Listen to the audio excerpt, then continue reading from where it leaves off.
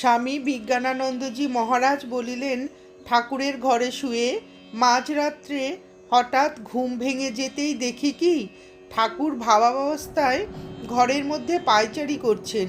কখনো বিড়বিড় করে কি বলতে বলতে যান সামনের বারান্দায়, আবার কখনো হাততালি দিয়ে সুর করে ভগবানের নাম গান করেন।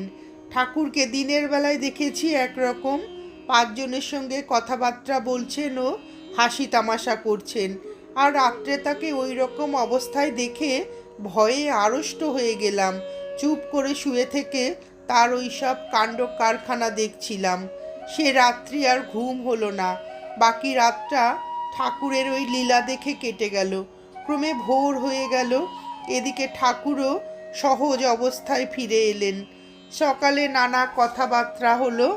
তখন তাকে দেখে মনে হয়নি যে এই লোকটিই রাত্রে অমন করছিলেন।